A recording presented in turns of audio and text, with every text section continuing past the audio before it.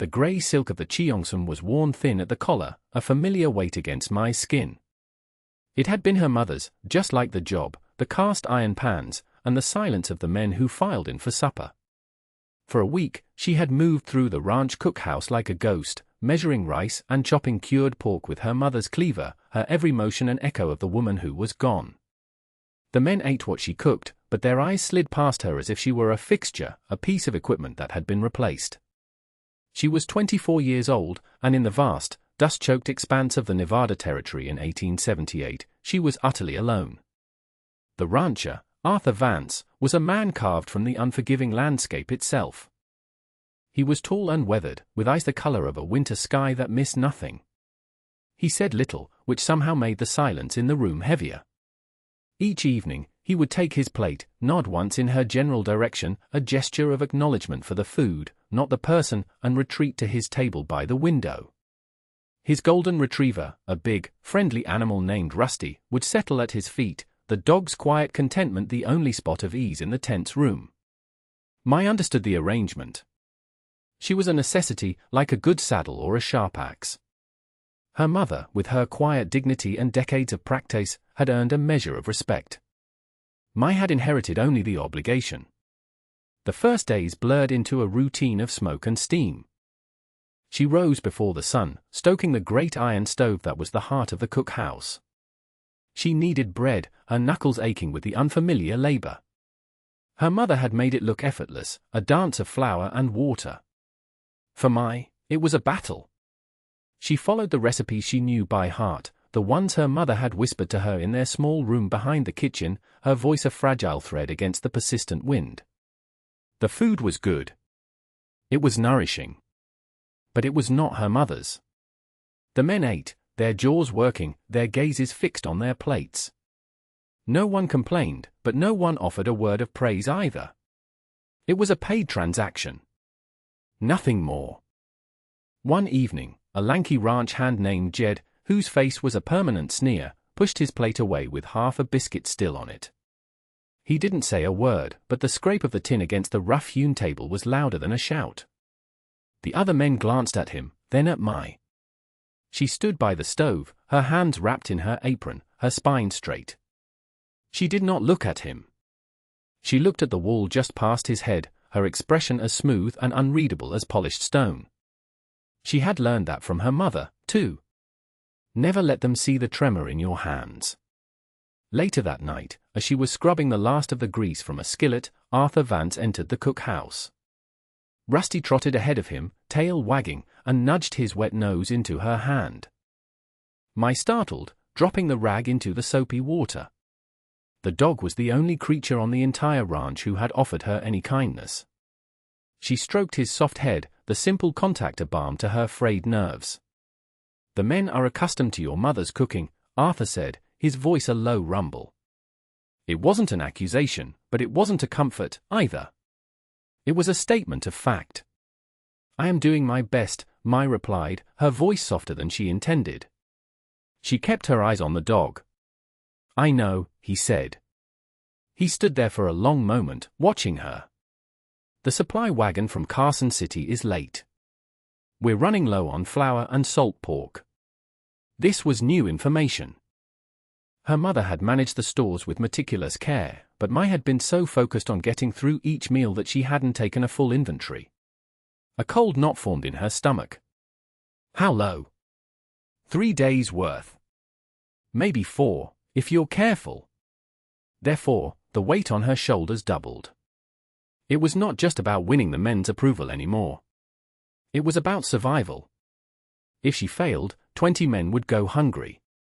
And in this harsh land, hunger was a dangerous spark. He turned to leave, then paused at the door. "Jed's a fool." But his allowed 1 inch, the words hung in the air, a warning she didn't need but one he felt compelled to give. She did not yet know that the delayed wagon was more than just a misfortune. The next 2 days were a slow torment. Mai stretched the supplies, making thin stews instead of thick ones, serving smaller portions of bread. The grumbling in the mess hall grew from a low murmur to an audible current of discontent. Jed made sure of it. He would hold up a piece of jerky and inspect it with theatrical disgust or sigh loudly over the watery broth. Mai ignored him, her face a mask of serene indifference, but inside, a quiet panic was building. She searched the bare shelves of the pantry, her mind racing. What had her mother done when supplies were scarce? She remembered walks they had taken along the creek bed, her mother pointing out plants with her gentle, work-worn fingers. Miner's lettuce, with its round, tender leaves. The bitter but edible roots of the wild dandelion. The cattails that grew in the marshy areas, their starchy rhizomes a source of flour if you knew how to prepare them. At the time, it had been a game, a way to pass a rare afternoon away from the heat of the kitchen. Now, it was a lifeline. On the fourth day, with the flour barrel scraped clean and only a handful of beans left, Mai took a basket and a small trowel and walked out of the cookhouse. The sun was high and hot. She saw a few of the men watching her from the shade of the barn, their expressions a mixture of curiosity and scorn. Let them watch. She followed the creek, her eyes scanning the ground. It was slow work. Her grey cheongsam was ill-suited for it, the hem catching on burrs and sagebrush. But she persisted, her basket slowly filling with greens, roots, and a few wild onions she found growing in a shady patch. Back in the kitchen, she worked with a feverish intensity. She washed and chopped the greens, pounded the cattail roots into a coarse paste, and added them to the last of the beans.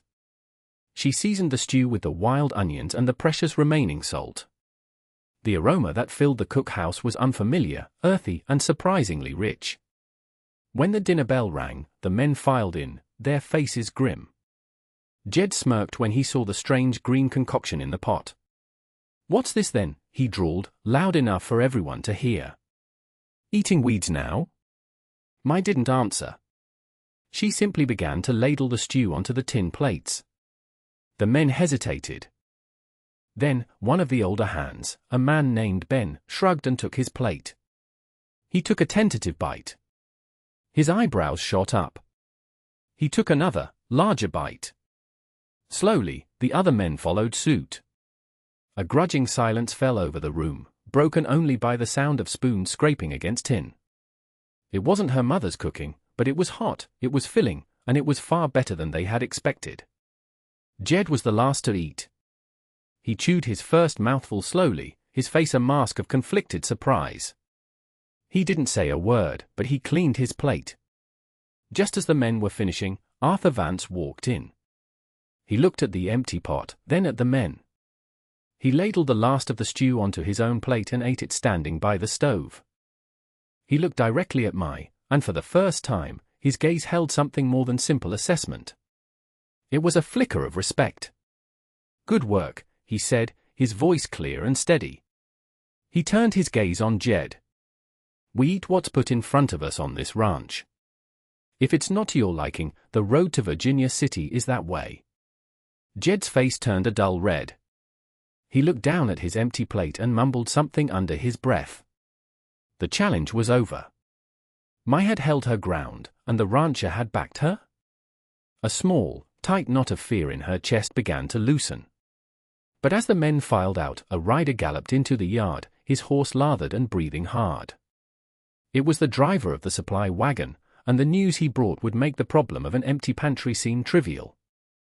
The man who had delayed his wagon, a powerful cattle baron named Marcus Sterling, was trying to starve them out.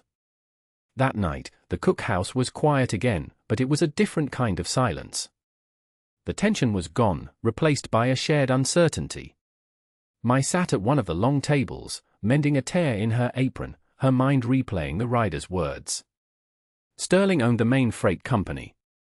He was buying up water rights, squeezing the smaller homesteads until they had no choice but to sell to him for pennies on the dollar. Arthur's ranch was one of the last holdouts in the valley. The door creaked open and Arthur came in, Rusty at his heels. The dog padded over to Mai and laid his heavy head in her lap. She stroked his ears, the repetitive motion soothing. "He seems to have chosen you," Arthur said, pouring himself a cup of coffee from the pot she'd left warming on the stove. "He is a good friend," Mai said softly. Arthur sat down across from her. The lantern light cast deep shadows across his face, making him look older, more tired than she had ever seen him. My wife, she was from back east. Boston. Folks out here never really took to her. Thought she was too refined, too delicate for this life. He stared into his coffee cup. They were wrong. She had a strength they couldn't see. A quiet strength. Like your mother. He finally looked up, his eyes meeting hers across the table. And like you. The words were unexpected, a sudden crack in his stoic facade. Mai felt a warmth spread through her chest, chasing away some of the lingering chill of her loneliness. My mother, she loved this place. The sky. She said you could see the whole world from here. She was right, he said. He nodded toward a small, leather-bound book on a nearby shelf. Is that her recipe book? Mai's breath caught. She had placed it there for safekeeping. It was filled with her mother's elegant, flowing script, characters that would be meaningless to anyone else on the ranch. Yes. It is. She told me once that the recipes were stories. Stories of our home, of our family. Arthur didn't mock or dismiss it. He simply listened, his attention focused entirely on her. I'd be honored if you'd tell me one of them sometime. It was a simple request, but it felt monumental. He was seeing her, Mai, not just the cook. He was asking about her past, her heritage. Before she could answer, the sound of hoofbeats echoed from the yard, followed by sharp, commanding voices. Rusty lifted his head, a low growl rumbling in his chest. Arthur stood, his expression hardening. Stay here, he commanded, and walked out the door. Mai went to the window, peering through a crack in the curtains. 3 men on horseback were in the yard, their silhouettes dark against the moonlight.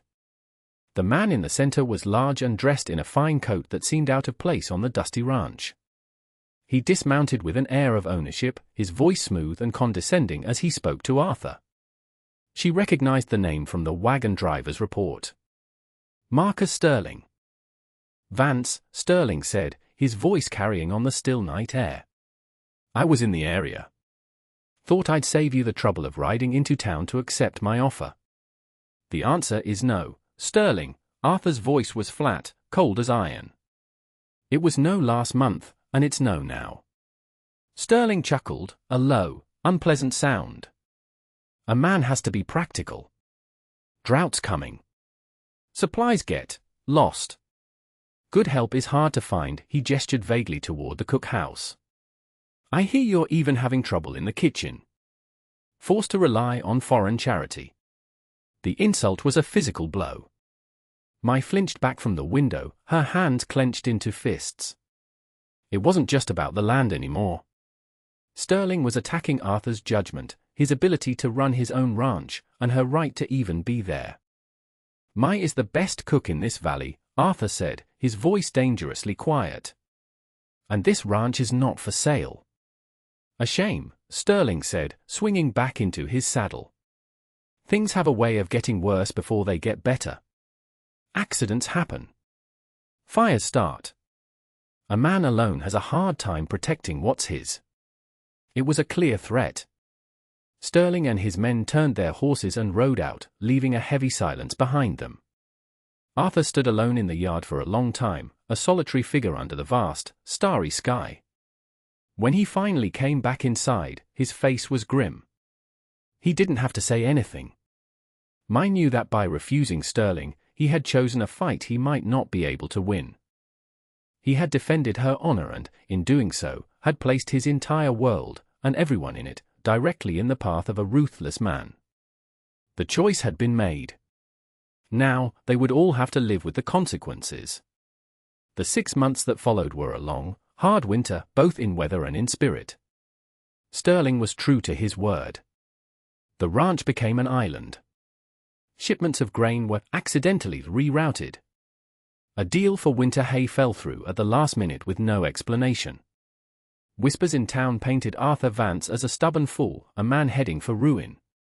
The pressure was immense, a slow, grinding force meant to break him. But Sterling had miscalculated.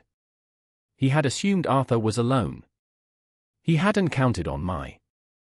She watched the strain etch new lines around Arthur's eyes and saw the worry in the taut set of his shoulders. She saw it, and she refused to let it happen. Drawing on her mother's stories of the merchants in the Chinese quarter of Virginia City, she wrote a letter.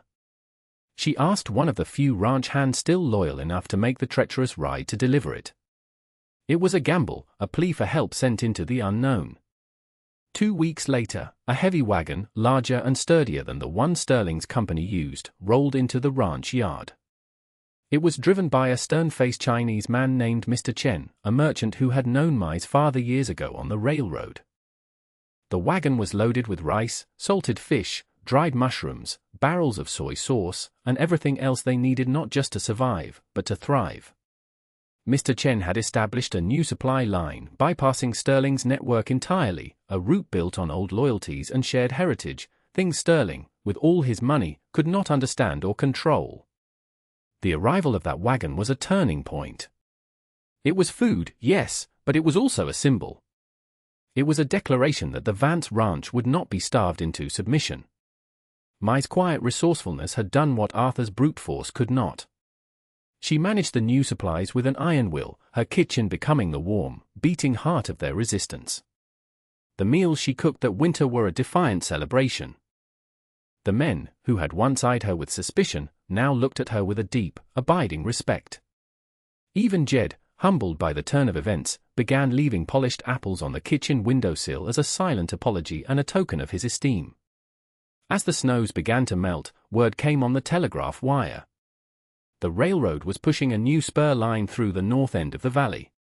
New markets were opening up, new towns springing up overnight. Sterling's stranglehold on the territory was broken. His power, built on controlling access, was rendered obsolete by progress. He had been so focused on crushing Arthur Vance that he hadn't seen the world changing around him. One warm spring evening, Mai and Arthur sat on the porch of the main house, watching the last streaks of orange and purple fade from the sky. The air was soft, carrying the scent of sage and damp earth. Rusty was asleep at Mai's feet, his side rising and falling in a steady rhythm. The ranch was quiet, peaceful. They had weathered the storm. Arthur was silent for a long time, not with the tense quiet of the past, but with a comfortable ease that had grown between them over the long winter months. He reached into his coat pocket and pulled out a folded piece of paper. He handed it to her. "I had the lawyer in Carson City draw this up," he said. Mai unfolded it carefully. It was a legal document, a deed of partnership. Her name was written on it, clear and strong, beside his. It gave her full ownership of the Cook house, the gardens she had meticulously planted, and a share in the ranch's profits. It was an act of profound respect, giving her something few women, and almost no Chinese women, possessed in that time and place: legal standing, independence, and a home that was truly hers. She looked up at him, her eyes shining in the twilight. She couldn't find the words. It was more than she had ever dared to imagine. She had come to this ranch to fill her mother's place, expecting only to survive. She had found a partner, a home, and a future she could call her own. Arthur looked out at the land, his land, their land. "A ranch isn't just cattle and fences," he said, his voice thick with emotion. "It's the people who refuse to break when the wind blows. The ones who stand their ground.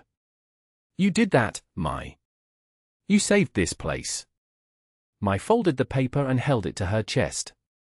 The worn grey silk of her mother's dress felt different now.